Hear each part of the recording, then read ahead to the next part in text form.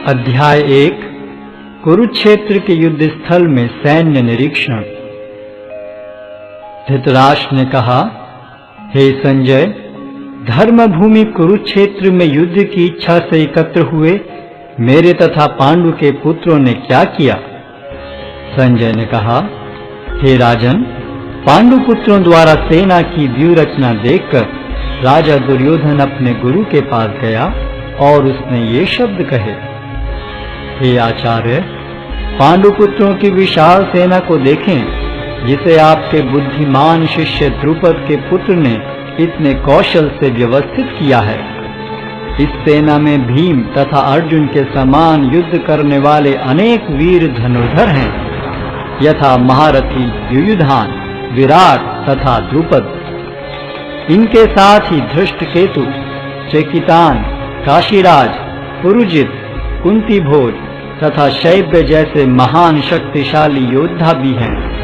पराक्रमी युधामन्यु, अत्यंत शक्तिशाली उत्तमौजा, सुभद्रा का पुत्र तथा द्रौपदी के पुत्र, ये सभी महारथी हैं। किंतु हे ब्राह्मण श्रेष्ठ, आपकी सूचना के लिए मैं अपनी सेना के उन नायकों के विषय में बताना चाहूंगा जो मेरी सेना को संचालित करने में विशेष रूप से निपुण हैं। मेरी सेना में स्वयं आप, भीष्म, कर्ण, कृपाचार्य, अश्वत्थामा, विकर्ण तथा सोमदत्त का पुत्र भूरिश्रवा आदि हैं, जो युद्ध में सदैव विजयी रहे हैं। ऐसे अनेक वीर भी हैं जो मेरे लिए अपना जीवन त्याग करने के लिए उद्यत हैं। वे विविध प्रकार के हथियारों से सुसज्जित हैं और युद्ध विद्या में निपुण हैं। हमारी शक्ति अपरिमेय है और हम सब पितामह द्वारा भली भांति संरक्षित हैं, जबकि पांडवों की शक्ति भीम द्वारा भली भांति संरक्षित होकर भी सीमित है। अतः सैन्य व्यूह में अपने अपने मोर्चों पर खड़े रहकर आप सभी भीष्म पितामह को पूरी सहायता दें।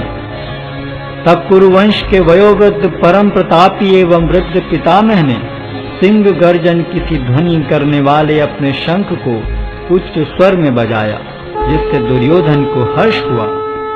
तत्पश्चात शंख, नगाड़े, बिगुल, तुरही तथा सिंह सहसा एक साथ बज उठे।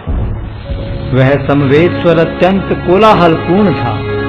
दूसरी ओर से श्वेत घोड़ों द्वारा खींचे जाने वाले विशाल रथ पर आसीन कृष्ण तथा अर्जुन ने अपने अपने दिव्य शंख बजाए। भगवान कृष्ण ने अपना पांचजन्य शंख बजाया, अर्जुन ने देवदत्त शंख तथा अति भौजी एवं अति मानवीय कार्य करने वाले भीम ने पौंड्र नामक भयंकर शंख बजाया। हे राजन, कुंती पुत्र राजा युधिष्ठिर ने अपना अनंत विजय नामक शंख बजाया तथा नकुल और सहदेव ने सुघोष एवं मणिपुष्पक शंख बजाए। महान धनुर्धर काशीराज, परम योद्धा शिखंडी, धृष्टद्युम्न, विराट, अजय सात्यकी, द्रुपद, द्रौपदी के पुत्र तथा सुभद्रा के महाबाहु पुत्र आदि सबों ने अपने अपने शंख बजाए। इन विभिन्न शंखों की ध्वनि कोलाहल पूर्ण बन गई, जो आकाश तथा पृथ्वी को शब्दायमान करती हुई धृतराष्ट्र के पुत्रों के हृदय को विदीर्ण करने लगी। उस समय हनुमान से अंकित ध्वजा लगे रथ पर आसीन पांडुपुत्र अर्जुन अपना धनुष उठाकर तीर चलाने के लिए उद्यत हुआ। हे राजन, धृतराष्ट्र के पुत्रों को व्यूह में खड़ा देखकर अर्जुन ने श्री कृष्ण से ये वचन कहे। अर्जुन ने कहा, हे अच्युत, कृपा करके मेरा रथ दोनों सेनाओं के बीच ले चलें, जिससे मैं यहाँ उपस्थित युद्ध की अभिलाषा रखने वालों को और शस्त्रों की इस महान परीक्षा में जिनसे मुझे संघर्ष करना है उन्हें देख सकूं। मुझे उन लोगों को देखने दीजिए जो यहाँ पर धृतराष्ट्र के दुर्बुद्धि पुत्र दुर्योधन को प्रसन्न करने की इच्छा से लड़ने के लिए आए हुए हैं। संजय ने कहा, हे भरतवंशी, अर्जुन द्वारा इस प्रकार संबोधित किए जाने पर भगवान कृष्ण ने दोनों दलों के बीच में उस उत्तम रथ को लाकर खड़ा कर दिया। भीष्म, द्रोण, तथा विश्व भर के अन्य समस्त राजाओं के सामने भगवान ने कहा कि हे पार्थ, यहाँ पर एकत्र सारे कुरुओं को देखो। अर्जुन ने वहां पर दोनों पक्षों की सेनाओं के मध्य में अपने चाचा ताऊओं, पितामहों, गुरुओं, मामाओं, भाइयों, पुत्रों, पौत्रों, मित्रों, ससुरों और शुभ चिंतकों को भी देखा। जब कुंती पुत्र अर्जुन ने मित्रों तथा संबंधियों की इन विभिन्न श्रेणियों को देखा तो वह करुणा से अभिभूत हो गया और इस प्रकार बोला।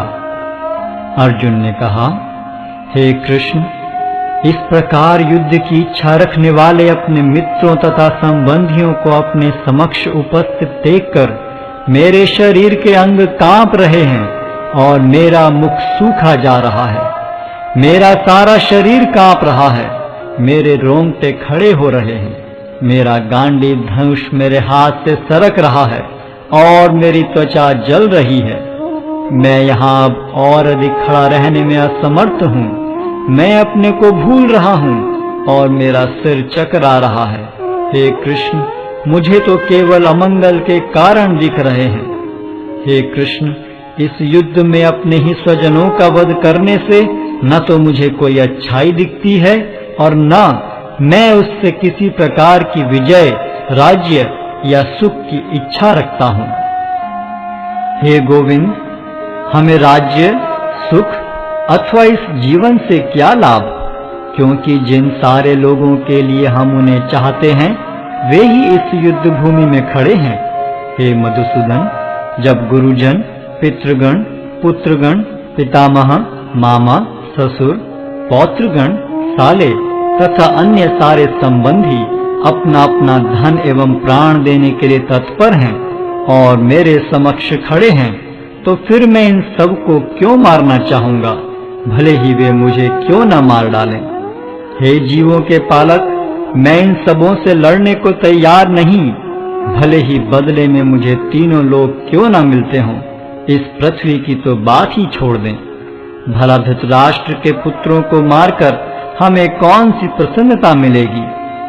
यदि हम ऐसे आतताइयों का वध करते हैं तो हम पर पाप चढ़ेगा। अतः यह उचित नहीं होगा कि हम धृतराष्ट्र के पुत्रों तथा उनके मित्रों का वध करें। हे लक्ष्मीपति कृष्ण, इससे हमें क्या लाभ होगा और अपने ही कुटुंबियों को मारकर हम किस प्रकार सुखी हो सकते हैं। हे जनार्दन, यद्यपि लोक से अभिभूत चित्त वाले ये लोग अपने परिवार को मारने या अपने मित्रों से द्रोह करने में कोई दोष नहीं देखते, किंतु हम लोग जो परिवार के विनष्ट करने में अपराध देख सकते हैं, ऐसे पाप कर्मों में क्यों प्रवृत्त हों। कुल का नाश होने पर सनातन कुल परंपरा नष्ट हो जाती है और इस तरह शेष कुल भी अधर्म में प्रवृत्त हो जाता है। हे कृष्ण, जब कुल में अधर्म प्रमुख हो जाता है तो कुल की स्त्रियां दूषित हो जाती हैं और स्त्रीत्व के पतन से हे वृष्णिवंशी अवांछित संतानें उत्पन्न होती हैं। अवांछित संतानों की वृद्धि से निश्चय ही परिवार के लिए तथा पारिवारिक परंपरा को विनष्ट करने वालों के लिए नारकीय जीवन उत्पन्न होता है। ऐसे पतित कुलों के पुरखे गिर जाते हैं क्योंकि उन्हें जल तथा पिंडदान देने की क्रियाएं समाप्त हो जाती हैं। जो लोग कुल परंपरा को विनष्ट करते हैं और इस तरह अवांछित संतानों को जन्म देते हैं, उनके दुष्कर्मों से समस्त प्रकार की सामुदायिक योजनाएं तथा पारिवारिक कल्याण कार्य विनष्ट हो जाते हैं। हे प्रजापालक कृष्ण, मैंने गुरु परंपरा से सुना है कि जो लोग कुल धर्म का विनाश करते हैं वे सदैव नरक में वास करते हैं। ओहो, कितने आश्चर्य की बात है कि हम सब जघन्य पाप कर्म करने के लिए उद्यत हो रहे हैं। राज्य सुख भोगने की इच्छा से प्रेरित होकर हम अपने ही संबंधियों को मारने पर तुले हैं। यदि शस्त्रधारी धृतराष्ट्र के पुत्र मुझ निहत्थे तथा रणभूमि में प्रतिरोध न करने वाले को मारें तो यह मेरे लिए श्रेयस्कर होगा। संजय ने कहा, युद्ध भूमि में इस प्रकार कहकर अर्जुन ने अपना धनुष तथा बाण एक ओर रख दिया और शोक संतप्त चित्त से रथ के आसन पर बैठ गया।